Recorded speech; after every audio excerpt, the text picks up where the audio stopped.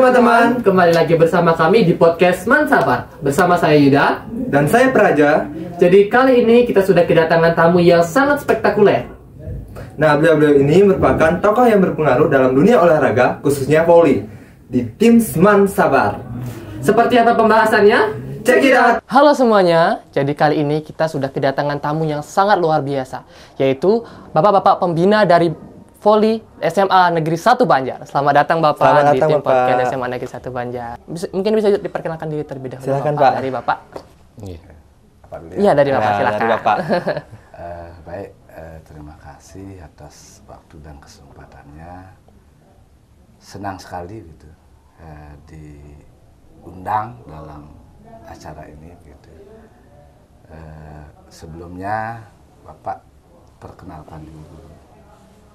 Nama Dr. Andus Putu Yasawan. Kemudian apa namanya, asal gitu, berasal dari Desa Munduk Bestale, Kecamatan Seririt ya. Kemudian kalau menyangkut tentang riwayat sedikit pekerjaan gitu ya, semenjak mengawali karir gitu ya, Bapak sendiri sedikit mengalami banyak hambatan gitu, mengawali dari profesi non guru gitu ya. Dari non guru begitu lepas studi di perguruan tinggi, sempat bekerja di sebuah dinas pekerjaan umum namanya dulu, di bagian namanya Cipta Karya itu beberapa tahun. Kemudian 15 tahun kemudian ya, setelah lulus perguruan tinggi, barulah mendapatkan pekerjaan sesuai dengan bidang keahlian, yaitu berprofesi sebagai guru. Jadi tepatnya tahun 2006 Bapak baru mendapat pekerjaan yang sesuai dengan disiplin ilmu yang Bapak tekuni hingga saat ini begitu. Untuk sedikit riwayat ya. Kemudian mungkin lanjut dari Ya, Pak. dari Bapak. Baik, terima kasih. Jadi kita santai saja ya. Iya, santai ya. Santai saja. Jadi boleh saya perkenalan agak panjang. Silakan Pak. Silakan Bapak, apa waktu dipersilakan. Jadi biar nggak kaku ya. Jadi perkenalannya. Jadi kami sebenarnya bersaudara. Ya, kami bersaudara. Dan kami sebenarnya bidangnya bukan di olahraga. Meskipun pada akhirnya kami harus menjadi pelatih atau pembina di bola voli putra Semansabar. Kalau saya sendiri kan spesialisasinya bahasa Inggris. Kalau Pak Yasawan, ini kakak saya, guru biologi. Jadi guru biologi, guru bahasa Inggris, yang kebetulan memang sejak kecil sudah aktif di dunia bola voli. Semenjak kelas, kalau tidak salah saya dari kelas 2 SD. Kakak saya kelas 5, saya kelas 2. Nah, itulah awalnya kenapa kami sesungguhnya memiliki playing experience gitu ya, pengalaman bermain yang cukup panjang sebenarnya di dunia bola voli. Katakanlah kami juga atlet kecil-kecilan gitu ya, atlet gitu. Jadi karena kami awalnya atlet, jadi dari kecil itu sudah menjadi atlet voli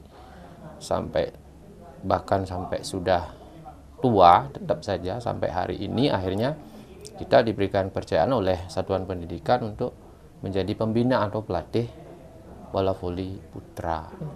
Jadi kalau tidak salah mulai tahun 2000-an. Nah, saya SD-nya di rumah, di desa, di kampung. Kebetulan SD-nya 6 tahun, nggak lebih dari 6 tahun ya. Kalau lebih dari 6 tahun berarti pernah nggak naik kelas jadinya kan? Naik kelas berarti. Aduh. Jadi SD-nya di SD Munduk Bestale, SD Negeri Munduk Bestale, kemudian SMP-nya SMP Negeri 1 Seririt. Oh, iya. Juga sesuai dengan jadwal 3 tahun bisa selesai. Nah, setelah SMP 1 Seririt, saya sendiri ke SMA 1 Singaraja. SMA Negeri 1 Singaraja. Jadi katanya SMA Negeri 1 Singaraja yang cukup favorit ya. Iya. Jadi setelah SMA Negeri 1 Singaraja, saya ke FKIP UNUD yang sekarang namanya Undiksa, Uniksa. Universitas Pendidikan Ganesha. Ganesha. Nah kemudian selama perjalanan saya di kampus itu 4 tahun saya di kampus, tahun 90 sampai 94 ya. Jadi kalau salah 94, itu sebenarnya kalau saya jadi guru, belajar jadi gurunya itu mulai tahun 91. Tahun 91. Udah Ya, lama, Pak, ya? semester 2 waktu itu. Semester 2 di kampus. Jadi karena waktu itu kan sekolah-sekolah swasta, sekolah negeri, jadi banyak sekolah yang memang tidak punya guru bahasa Inggris gitu. Akhirnya saya memulai belajar jadi guru bahasa Inggrisnya itu di semester 2 gitu. Saya memulai di SMP TP 45 Panji namanya. Itu sekolah yang tidak pernah saya lupakan. Karena pengalaman pertama saya jadi guru ya di situ. Iya. Tahun 91. Menjadi guru tidak tetap namanya, GTT. Guru GTT, tidak tetap, guru tidak. alias guru honor. Oh, iya. Guru honor ya. Jadi guru honor itu tidak menetap di satu sekolah aja dan bisa dipindah tugaskan itu. Sesuai selera aja. Kalau jadi guru honor itu saya kebetulan tahun 91 itu kan memulai kan di SMP TP 45. Begitu semester 5 saya sudah pegang juga di SMA Bina Putra namanya di Tamlang. Semester 5. Terus ngambil lagi di SPMA. SPMA yang sekarang SMA Negeri Bali Mandara itu. Itu SPMA dulunya. Pertanian. Oh, pertanyaan. Ya. Gitu. Berarti Jadi- langsung, mohon maaf Pak, ada 3 sekolah langsung sekaligus dalam waktu Bapak berkuliah ini, Bapak ngajar? Iya, di semester 5 itu saya sudah mulai pegang 3 sekolah. Karena kan satu sekolah itu kan duitnya sedikit. Ya kan? Iya. You can imagine. Saya memulai jadi guru honor itu dengan honor Rp12.000 pada Per saat jam? itu tahun 91. Per jamnya? Rp1.000 per jam. Oh, Mengajar 12 jam. 12 jam itu 3 kelas, ada kelas 1, kelas 2, kelas 3. Satu-satu kelas kan? Jadi 4 kali 3 12, 4 SKS. ya. Bisa dibayangkan hanya Rp12.000. Kalau sekarang mungkin uang Rp12.000 itu sebanding dengan berapa? Saya juga kurang tahu.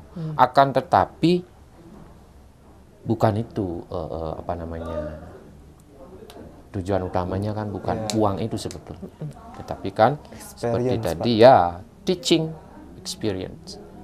Bagi saya pada saat itu adalah pengalaman mengajar yang juga sangat berkontribusi terhadap kehidupan saya mungkin saat ini. Jadi bagaimana saya menjadi lebih percaya diri, menjadi seorang mahasiswa di program studi pendidikan bahasa Inggris. Ya dengan menjadi guru di SMP TP 45 itu, saya memiliki kepercayaan diri yang cukup tinggi gitu. Ternyata saya menyukai. Saya nggak habis pikir ya. Kenapa kok jadi guru itu ternyata sangat menyenangkan gitu ya.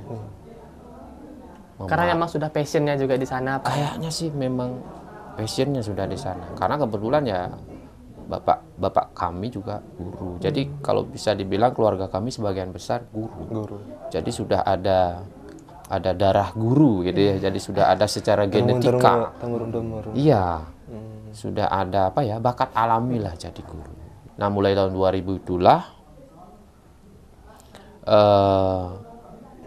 Bapak Kepala Sekolah, Pak Dewa Ngurah waktu itu memang sangat-sangat peduli dengan potensi bola voli gitu. Sehingga saya memberikan rekomendasi.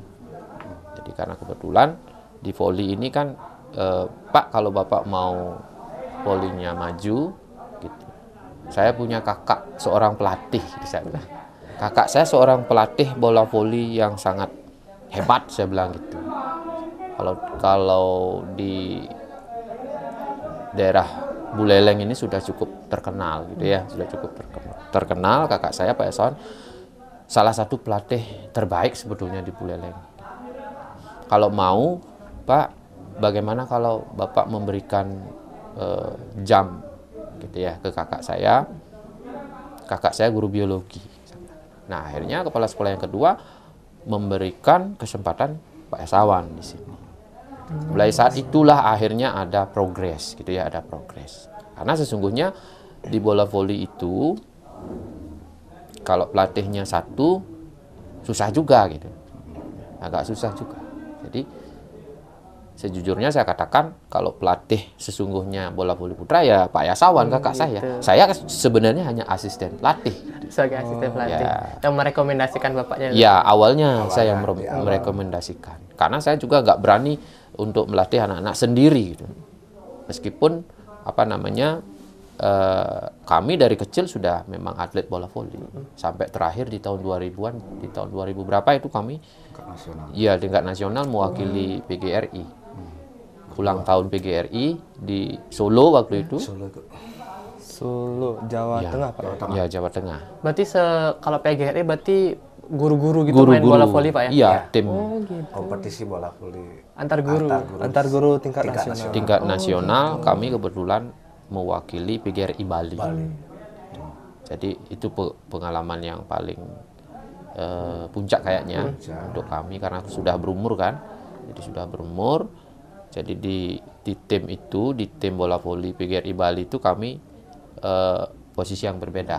Kalau Pak Yasawan posisinya sebagai toser, saya sebagai libero pada saat itu. Karena kami secara postur itu kurang elegan sebetulnya. Kalau jadi spiker atau smasher itu kan postur harus tinggi. Ya minimal 175 ke atas gitu. Kalau saya Pak Yasawan itu di posisi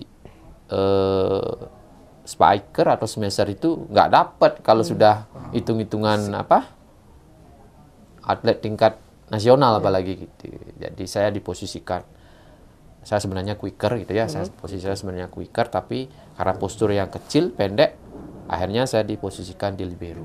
Menyesuaikan juga sama timnya waktu itu, Pak. Menyesuaikan. Jadi kita punya pelatih juga 2 orang di kabupaten. Sebelum kita berangkat ke Solo waktu itu kan diseleksi di daerah dulu. Antar kabupaten dulu. Jadi kebetulan PGRI Buleleng yang juara 1 waktu itu, akhirnya kita yang dikirim ke tiket ke Nasional. Nah, di Solo itu kita dapat juara 2. Wih, luar biasa dong tepuk tangan. Dapat juara 2 di luar tingkat biasa kali, nasional. Pak, ya. Akan tetapi ini skopnya guru-guru PGRI. Tapi udah luar biasa Bang, udah sampai Iya. dapat juara 2 di nasional. Sampai dapat juara. Atlet yang bermain waktu itu juga mantan-mantan pemain Porda semua. Guru-guru yang Jadi sebelumnya saingannya berat juga ya, Pak ya? wih berat. sangat-sangat berat. Sangat berat. Sangat berat. Kita kalah sama Jawa Timur. Di final 1-2 kita kalah sama Jawa Timur. Di semifinal Kita menang sama Jogja. kita menang sama Jogja. Di penyisihan pertama kita menang sama Kalimantan Selatan ya. Kalimantan Selatan. Setelah Kalimantan Selatan kita menang sama Riau. Terus semifinal karena waktu itu sistem gugur ya. Jadi sangat mengesankan. Karena dunia kami memang dunia voli gitu dunia ya voli. dari kecil. Ya, benar-benar. Ya. Jadi baik Pak, menarik banget nih membahas tentang perjalanan karir dari bapak-bapak ini. Kalau tadi saya dengar kalau misalnya dari Bapak Yasawan sendiri, memang dari kecil Bapak berdua kan sudah ikut bola voli. Iya. Kalau dari Bapak setelah lulus kuliah, nggak langsung masuk ke dunia pendidikan. Iya, iya. Tapi sebelum itu ada dulu di pekerjaan lain sebelum dunia pendidikan. Sedangkan Bapak sendiri Berbeda. sudah berbeda dari baru masuk kuliah sudah langsung menjadi guru gitu Pak ya. Nah, tapi ada pertanyaan dari saya itu, dari kecil Bapak kan sudah berkecimpung di dunia bola voli gitu. Dan sekarang Bapak bilang juga dari orang tua itu menurunkan darah profesi guru. Apa sih yang membuat Bapak-bapak ini merasa kayak, oh voli ini tuh menjadi bagian dari diri Bapak gitu? Kalau nggak gitu, kenapa waktu kuliah memilih jurusan sebagai guru gitu? Kenapa nggak meneruskan dari kecil bola voli, habis itu jadi guru olahraga gitu misalnya Pak? Kenapa memilih guru bahasa Inggris? Kenapa guru biologi kayak gitu Pak? Mungkin dari Bapak Yasawan terlebih dahulu. Ya. Jadi menarik sekali pertanyaan dari host gitu ya. Kenapa kami berdua yang sesungguhnya memiliki potensi di bidang olahraga, kenapa dalam memilih profesi berikutnya atau melanjutkan studi berikutnya tidak memilih ke jurusan olahraga saja. Mungkin begini dasar pertimbangannya ya, menurut Bapak ya.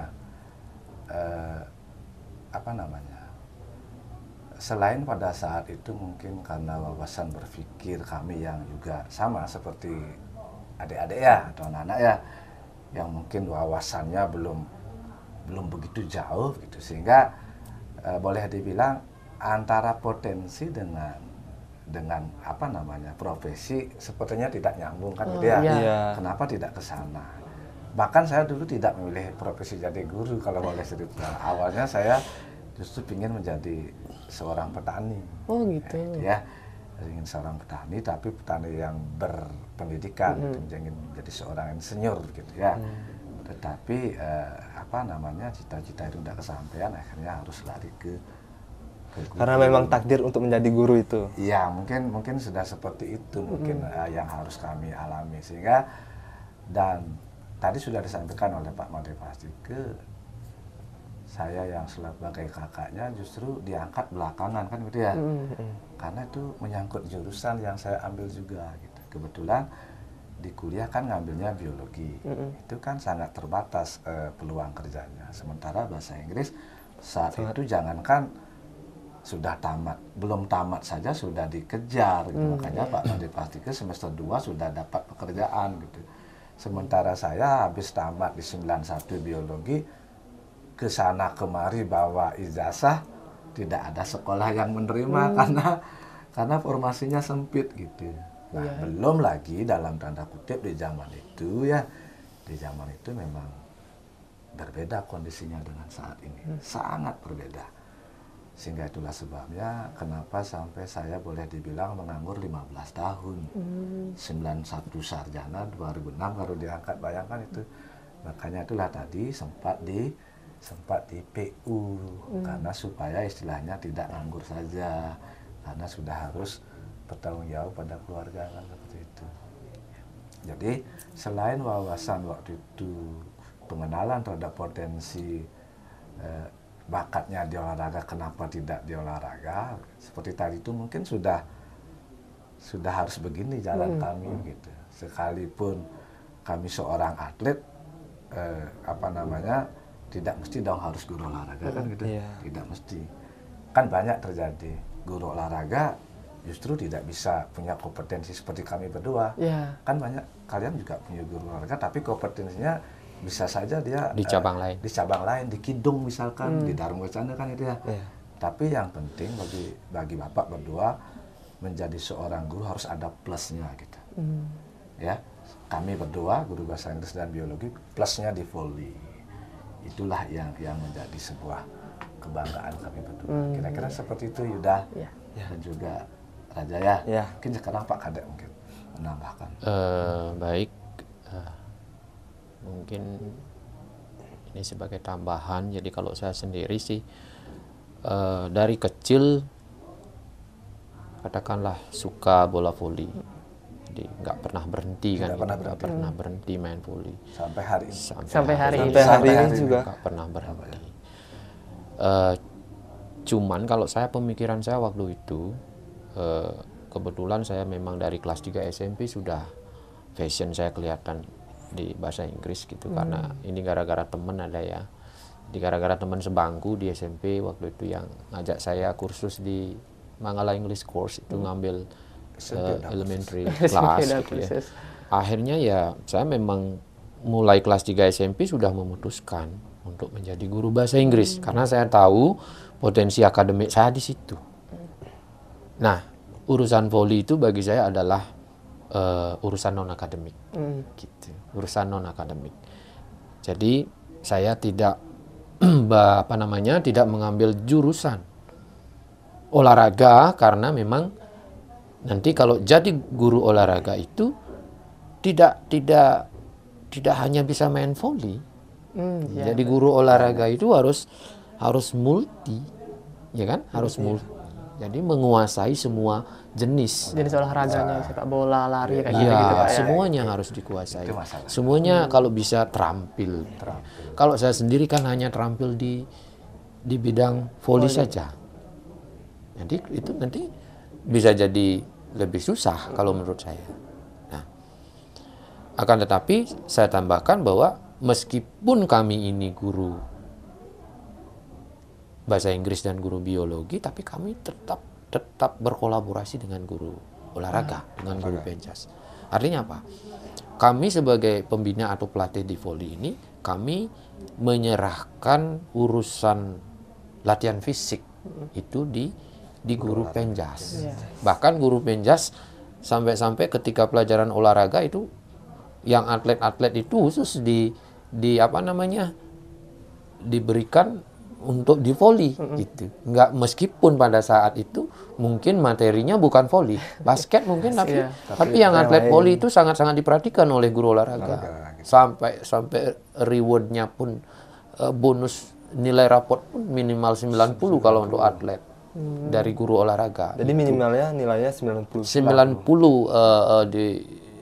diberikan oleh guru penjas. Sebagai atlet Pak ya. Sebagai atlet yang bukan atlet di bawah 90. Jadi beliau guru olahraga sangat mendukung dalam artian ketika kami atletnya latihan pas jadwal olahraga ya mendapat dispensasi. Jadi betul-betul didukung dan kami minta bantuan biasanya di latihan fisik karena beliau yang lebih tahu. Jadi latihan fisik apa yang diberikan yang cocok untuk voli gitu. Karena kami lebih banyak kayaknya di teknik taktik dan strategi. Oh iya. Teknik taktik dan strategi. Karena pengalaman juga nggak bisa bohong sih pasti Pak ya. Iya. Gimana cara hadapin musuh yang berbeda-beda. Iya. Seperti itu. Iya. Seperti itu. Jadi itu betul-betul memerlukan apa ya? Effort. Jadi memerlukan ketelitian, kehati-hatian, kemudian meskipun kita sesungguhnya memoles atlet-atlet yang sudah besar di klub yang ada di desa. Jadi desa-desa di sekitar kita itu sebetulnya yang melahirkan. Jadi kami di sekolah kan tidak melatih dari nol. Jadi kami untuk tim volinya itu kan meramu, mengemas, memoles. Itu. Jadi kita memoles. Tetapi kalau kita tidak punya kompetensi untuk meramu, memoles itu, jadi para atlet yang sudah jadilah katakan, yang sudah terampil bermain, juga nggak bakalan bisa jadi juara. Jadi kalau menurut saya, tetap saja itu kata kuncinya adalah chemistry. Ya, harus ada chemistry antara atlet dengan pelatih. Betul banget. Antara pelatih dengan asisten pelatih. Antara pelatih dengan satuan pendidikan atau sekolah. Jadi semuanya harus bersinergi. Antara tim sekolah juga dengan klub-klub yang ada di desa. Karena mereka juga berkontribusi. Jadi klub-klub yang ada di desa, terutama yang ada di desa Banyumatis, Kayu Putih, itu kami setiap saat diizinkan untuk meminjam lapangan ketika lapangan kita yang sekolah nggak bisa dipakai karena becek gitu misalnya. Jadi mereka semua welcome. Jadi klub-klub yang ada di desa sebetulnya sangat berkontribusi juga di dalam tahap persiapan kami untuk mengikuti turnamen. Jadi ada yang namanya latih tanding. Antar desa gitu berarti Pak? Kita latih tanding itu dengan klub yang ada di desa. Oh, dengan klub yang ada di Ya. Tim kita dengan lawan desa. Oh gitu, berarti tim yang udah ditampung oleh SMA Negeri 1 Banjaringin lawan tim yang ada di desa. Itulah persiapannya. Itulah persiapan. Oh gitu. Jadi tidak hanya latihan intern saja. Ya, ada pemusatan latihan, ada latih tanding, tryout-nya. Sejauh ini saya penasaran nih sama prestasi apa aja sih sama yang diraih sama Bapak untuk membawa timnya. Iya. Ya, tim yang voli. SMA Negeri 1 Banjar. Iya. Turnamennya ini kan biasanya tingkat kabupaten atau tingkat provinsi. Ya. setiap tahunnya itu hampir tidak pernah gagal. Pernah juga sekali-sekali gitu ya, pernah juga sekali-sekali. Jadi mungkin kita dalam keadaan apes waktu itu, atau mungkin potensinya SDM atlet kita pada saat itu mungkin menurun gitu ya. Jadi kalau tetap stabil potensi atletnya, saya yakin, karena kalau potensi pelatihnya kan sudah stabil dari tahun ke tahun sama kan, dari tahun ke tahun sama. Sekarang yang jadi apa namanya, faktor penentu itu adalah kan potensi atlet. Kalau potensi atletnya juga stabil, biasanya sih kita selalu bisa sampai ke 4 besar ya. Jadi sampai ke babak final lah katakan di tingkat kabupaten, bahkan di tingkat provinsi, Sebali. Yang diselenggarakan oleh Dekan Cup Undiksa. Sebali itu. Kita berturut-turut sampai pernah menjadi apa? Piala bergilir itu sudah menjadi piala tetap. Jadi piala tetap. Ya, untuk saking konsistennya. Sebali 3 kali juara. 3 kali juara 1 itu menjadi piala tetap. Jadi kalau saya bilang ya gagalnya bisa dihitung lah dengan jari. Kita pernah gagal Paling 1-2 kali. 1-2 kali. Dari 24 tahun. Wih, dari 24 tahun betul-betul. Bisa dihitung dengan jari itu luar biasa sih. Mas ingat nggak pertama kali dapat juara itu, pertama kali megang piala itu kapan dan waktu apa itu? Tahun berapa ya? Kalau tahunnya sih Bapak enggak ingat ya. Tapi yang jelas yang paling bergengsi itu yang di Dekan Cup itu. Karena kan Sebali. Kita berkompetisi Sebali dan itu dah 3 kali keluar sebagai juara satunya. Dua kali ketemu dengan yang di luar Buleleng dan sekali dengan lawan yang di dalam satu kabupaten waktu itu. Oh gitu. 2 kalinya itu pernah ketemu sama Badung dan yang kedua sama Tabanan. Kalau yang ketemu dengan sesama di Buleleng kalau tidak salah Kubu Tambahan waktu itu. Oh, lawan Kubu Tapi itu Tambahan. tahunnya pun tidak berurut ya. Jadi dengan Kubu Tambahan ketiga-tiganya dengan luar Buleleng. Oh, tiga-tiga dengan luar di Buleleng. final 1-2. 1-2-nya. Di final 1-2-nya maksud Bapak ya. Final sama 1-2 pernah sama Badung, sama Tabanan, terus sama Negara. Sama negara. Oh, sama. Karena yang dari Negara, dari Tabanan, dari Badung itu memang yang ke Buleleng itu yang memang sudah hebat-hebat. Iya, benar. Sekolah yang memang Sekolah sudah yang punya memang tim sudah bagus. timnya memang kuat. Iya. Saya kan dia tidak tanggung-tanggung orang yang nyebrang sampai keluar daerahnya kan yang sudah hebat-hebat memang seperti Benar. itu. Sehingga itu yang kita ajak final. Dan yang paling spektakuler tadi mungkin Pak Kadek masih ingat waktu tahunnya juga Bapak lupa ya. Waktu bertemu dengan Badung itu. Waktu lawan Bandung Waktu itu. finalnya sama Badung itu. Untuk adik-adik ketahui, anak-anak ketahui ya. Dari babak penyisihan sampai babak final, semua lawan-lawan kita taklukkan 3-0 itu. Wih. Itu yang paling berkesan bagi Bapak selaku Ya. pelatih. Tim yang paling hebat Tim yang paling hebat sepanjang perjalanan dari tahun Perjalanan. 2000. 24 tahun. Ya, sepanjang 24 tahun, Iya. itu yang Itu udah. terhebat. Terhebat. coba tim yang bayangkan dari babak penyisihan selalu menang 3-0 3-0 sampai final final sama Badung. dengan Badung waktu itu. Wih, luar biasa Menang banget. Luar biasa banget. Sampai saya merinding dengarnya. Betul. Sampai 3-0 Saya semua. merinding waktu itu sebagai pelatih. Ini baru betul-betul anak-anak yang komitmen, yang patuh dengan arahan, yang punya tekad memang Kuat. betul kuat. Iya. gitu. Iya. Tidak terpengaruh lah oleh situasi. Kalau Banyak juga yang tidak berpikir bahwa pelatih atau ofisial nanti yang mendampingi di kejuaraan di turnamen itu adalah pemain ketujuh. Sehingga tim yang bermain di dalam itu sesungguhnya harus tetap berkomunikasi dengan ofisial yang ada di luar. Minimal komunikasi itu dalam lirikan atau pandangan. Karena ketika mereka bermain di dalam itu biasanya kalau kurang tenang atau panik mereka ofisial lah yang lebih tenang di luar melihat. di mana peluangnya untuk kita menyerang, bagaimana kita peluangnya untuk defend, bagaimana untuk attack dan sebagainya. Jadi harus ada kecerdasan emosi, harus ada chemistry, kedekatan emosi antara atlet dengan pelatih terutama. Kalau sudah atlet dan pelatihnya nggak nyambung, sudahlah, susah. Udah. Janganlah kita ngomong lagi babak final gitu ya. Iya. Janganlah lagi kita ngomong babak final, karena itu tidak semudah yang kita bayangkan. Meskipun itu ranahnya non akademik, tetapi itu bukan hal yang mudah kita raih. Berat sekali. Betul. Jadi kalau ada orang yang berpikir bahwa akademik itu jauh lebih susah ketimbang non akademik, kalau bagi saya itu sama-sama susah. Sama-sama susah. Sama susah. Ya kan? Sama-sama susah. Iya, benar. Itu mungkin.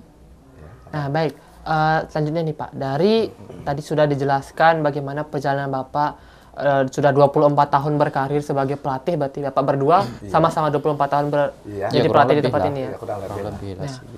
pasti dari sudah tadi dibilang ada anggota atau tim yang bisa dibilang mungkin potensinya sangat luar biasa besar, tapi ada juga beberapa yang potensinya juga menurun di beberapa kesempatan.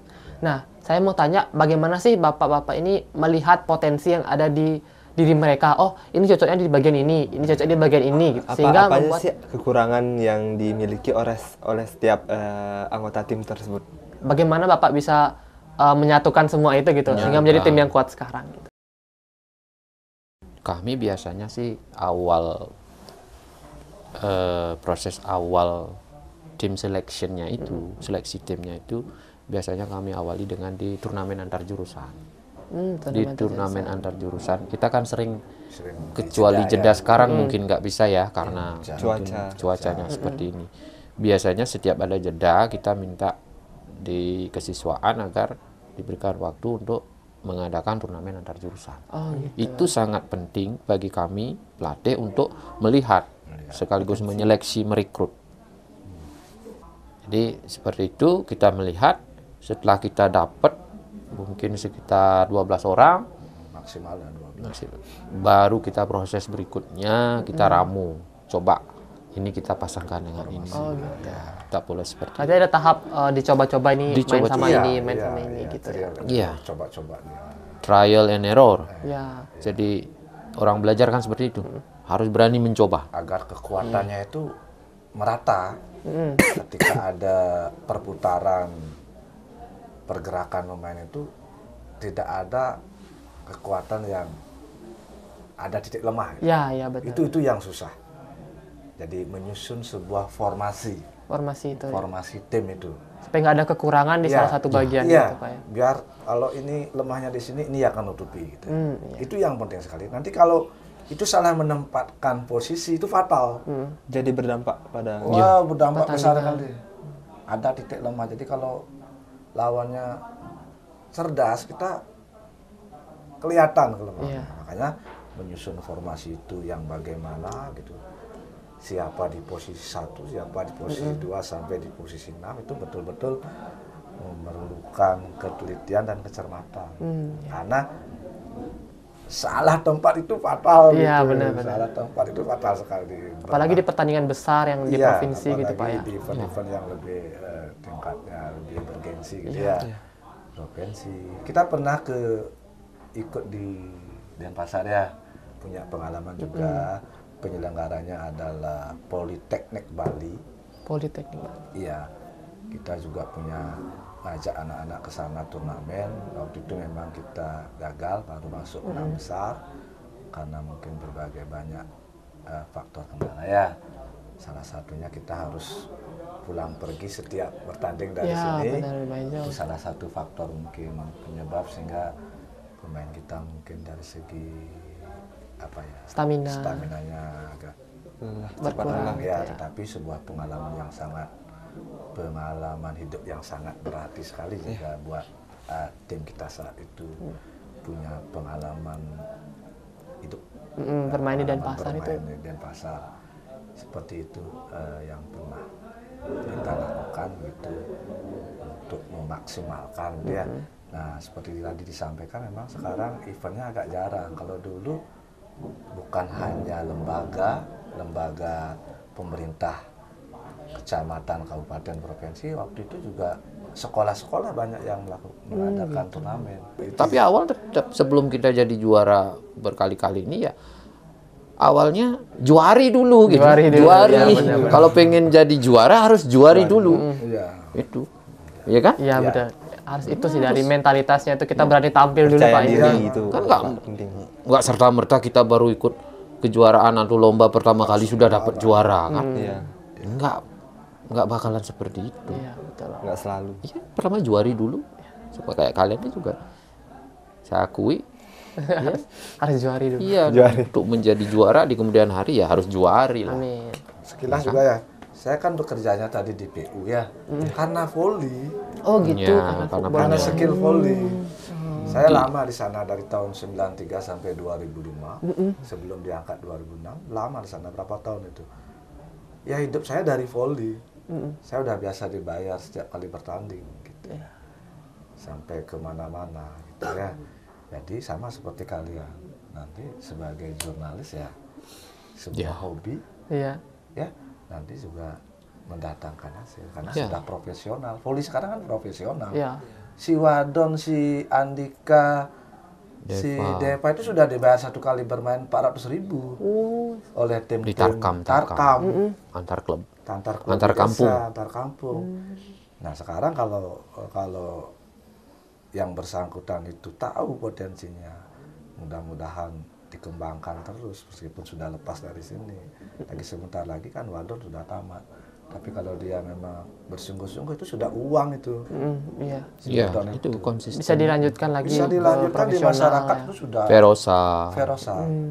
Verosa yang dari itu Padang alumni kan sini tamat dulu. alumni sini. gitu. Sekarang berapa bayarannya? 700 sampai 1,3 sekali main. Sekali bermain. Tidak kalah menang, walaupun kalah dibayar sekian. Oh gitu. Ya. Oh, berarti kayak gaji atlet itu sekali pertandingan mau menang mau kalah. Satu Iya, sesi pertandingan. Satu sesi pertandingan. Sudah ada perjanjian. Itu dah dari hobi menjadi hoki yang Ya saya dari bilang. Ya kan? Iya, betul. Awalnya hobi, akhirnya jadi hoki. Jadi oke bisa menghasilkan Ya, jadinya. meskipun ya sebagai tambahan lah. Ya sekali. tambah Kalau saya volley itu mungkin sampai mati saya. sampai mati. Sudah bagian dari kehidupan Iya. saya. Bisa Enggak, Udah nggak bisa dong. Tidak bisa lepas sampai hari ini. Walaupun tidak sebagai pelatih ya langsung sebagai atlet. Ya artinya paling tidak untuk menjaga kesehatan lah. Iya, Kalau sudah usia benar-benar. sekarang ya kan tidak ada istilah berhenti untuk bermain volley bagi Iya. saya. Tidak ada. Olahraga pasti terus butuh Pak ya. Iya. Iya, seperti itu. Ada lagi? Dede? Oke. Apa sih nah sekarang pesan dan kesan Bapak nih selama menjadi pelatih voli di tim Seman Sabar? Ya, ada mungkin kesan. Untuk timnya, untuk atletnya. Ya. Ya. Jadi pesan yang bisa saya berikan ke para atlet itu adalah untuk menjadi atlet yang konsisten tadi itu. Konsisten. Jadi jangan sampai nanti sekarang Cepat puas diri lah. naik sekali kualitasnya, kemudian nggak pernah latihan sekian bulan, akhirnya drop. Karena ini kan yang namanya berolahraga itu kan ya harus dilakukan secara teratur dan terukur. Tidak hanya teratur saja. Misalnya 2 hari sekali. Tapi terukur juga. Jangan berlebihan. Jangan sampai nanti atlet latihan dari pagi sampai malam. Itu kan sudah ada ukuran-ukuran waktu. Mungkin kisaran 2 jam, 3 jam lah sudah stop. Kemudian mungkin maksimal latihannya setiap hari maksimal.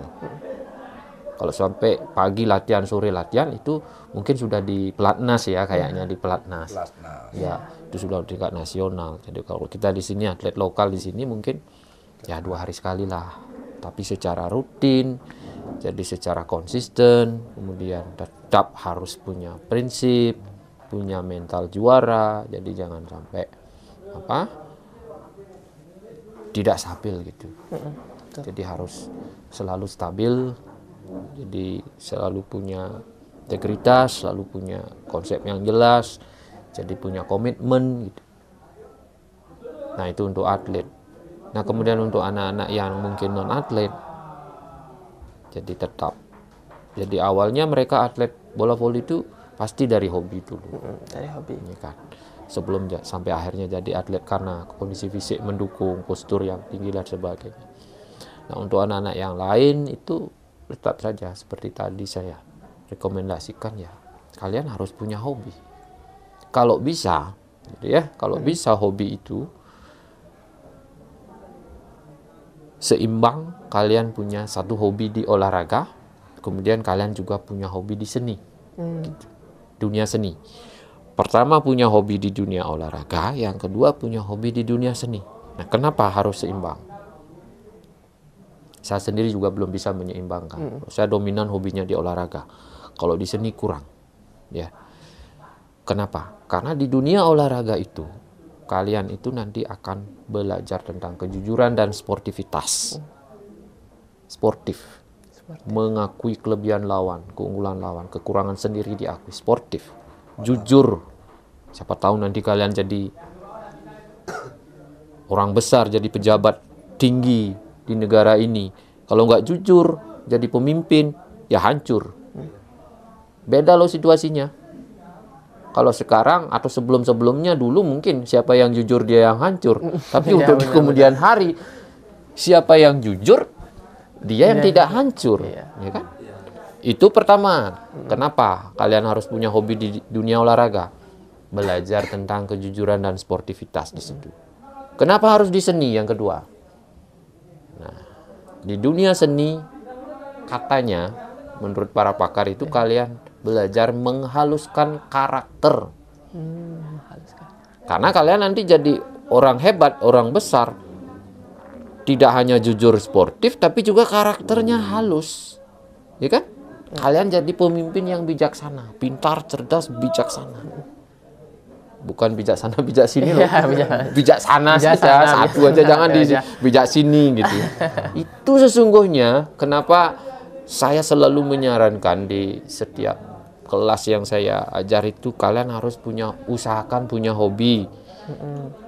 Satu punya hobi di dunia olahraga, dua punya hobi di dunia seni. Kalau bisa. Kalau nggak bisa di dunia olahraga enggak, seni juga enggak, pokoknya punya hobi. Iya, sesuai dengan. Karena kalian ya refreshnya itu ya di hobi itu. Refresh. Sama kayak komputer, kayak laptop, otak kita juga harus di refresh, ya kan? Jadi refreshnya itu ya di situ.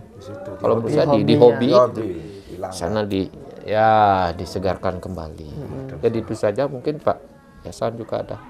Sudah lengkap ya disampaikan oleh Pak Pastike. Sekali lagi tidak perlu Bapak nambahkan lagi ya, sudah sejalan apa yang disampaikan oleh Pak Pastike, sudah poinnya sekali. Ya. Intinya mari kita sama-sama berbuat gitu ya, sama-sama berbuat di lembaga ini. Tadi sudah disebutkan biar ya lembaga ini ke depannya semakin baik lah gitu. Dari Makin konsisten bidang, juga. semakin konsisten gitu ya. Sekarang sudah mulai ada podcast dari tahun ini ya. Dari tahun lalu. Di tahun lalu lalu. ya sudah merupakan sebuah progres yang sangat baik gitu ya. Semoga nanti di tahun-tahun berikutnya ada lagi sesuatu yang lebih baik lagi ya. Mudah-mudahan tahun depan kita dibuatin gedung olahraga oleh kementerian. Betul. Ya mungkin gongnya ditambah lagi Gong kan. ditambah. Jadi apapun yang kita butuhkan, apapun yang kita butuhkan, anak-anak pasti kita upayakan. Jadi manajemen pasti berusaha untuk melengkapi. Ya. Nah, baik, sebelum kita akhiri nih Pak, perbincangan kita pada hari ini, mungkin tadi sebelumnya Bapak-Bapak sudah bilang prestasi-prestasi yang sudah tercapai. Nah, sekarang ini sebelum akhiri, ada nggak sih salah satu prestasi yang ingin Bapak capai di tahun ini atau mungkin tahun berikutnya dengan atlet Bapak di saat ini gitu? Ada nggak tujuannya nanti? Ya sebenarnya target kita kan tadi sudah disampaikan, kalau saja ruang dan kesempatan itu ada gitu ya. memang kita punya target. Kalau target secara umum kan 4 besar di Buleleng di Empat kabupaten besar kan di ya. Buleleng, ya. Minimal itu berarti sudah masuk finalis kan. Nah, itu minimalnya itu. Bahkan kalau bisa kan kalau ada ajang yang lebih tinggi provinsi ataupun nasional. Sayangnya sekali kan gitu ya, ruang untuk itu yang sepertinya sekarang semakin terkikis. Gitu. Seperti Bapak sampaikan tadi, beberapa tahun lalu, 10 tahun yang lewat itu banyak sekali ada event. Ada porseninya, kemudian ada lembaga satuan pendidikan menyelenggarakan, ada perguruan tinggi, ada di bawah PBVSI organisasinya. Organisasi voli. Nah sekarang kok semua pada tidak ada itu. Iya. Dan yang ada sekarang kan hanya KMS, KAP. Itu sebuah organisasi ya, organisasi ya sosial, kemasyarakatan yang menyelenggarakan. Jadinya kami ya targetnya itu saja dulu. Nah tahun ini kan kita sudah juara 1. Iya, woi. Beberapa bulan kemarin. Iya, berapa? Tidak salah Oktober ya. Iya, Oktober ini juara 1 kita. Kemarin 2 kali kita. Tahun yang kemarin di 2023 2 kali. KMS dan PBVSI Cup. Iya. Tahun ini 2024 dia berkolaborasi. Oh, jadi Satu satu kali event, jadi satu. satu event jadinya. Ya. Jadi kita juara 1-nya. Nah, kalau tidak salah tahun depan ini ada rumor, ada wacana diselenggarakan kalau tidak Maret ya April, sehingga yang kelas 12 dia sudah kepingin lagi ikut gitu. Oh iya, Biar berarti masih bisa timnya ini ya masih bisa. semoga betul gitu. Iya, terrealisasi di bulan itu. Biasanya sih saya pesimis kalau di bulan itu. Gitu. Biasanya agak-agak Agak molor-molor gitu. Paling nanti jatuhnya ke September atau Oktober gitu. Ya. Tapi Astongkare ada sehingga ya berikan ruang lagi kepada yang kelas 12. Pertandingan terakhir sebelum mereka Terakhir, lulus dia gitu. sudah ngotot Pak, ini kesempatan saya yang terakhir. gitu. Ya semoga Astongkare itu jadi. Ya. Seperti itu. Ya, kita doakan semoga tim voli SMA Negeri 1 Banjar ini makin terus berkembang, makin mendapat banyak lagi prestasi, wadahnya juga semakin berkembang, menciptakan siswa-siswi. Kan sekarang baru tim voli putra Pak ya. Semoga nanti kedepannya ada tim voli putri. Kedepannya ada tim Voli, iya putri, betul ya, banget. Semoga semoga. kita doakan yang terbaik untuk tim. Oke, untuk mengakhiri ini saya ucapkan terima kasih banyak untuk Bapak Yasawan dan Bapak Pastike sudah berkesempatan hadir di tempat ini. sama-sama. Untuk menutup podcast hari ini kita tutup dengan Parama Santi. Om Santi Santi Santi Om. So, itu dia tadi pembahasan kita tentang tim voli SMA Negeri 1 Banjar. Bye bye.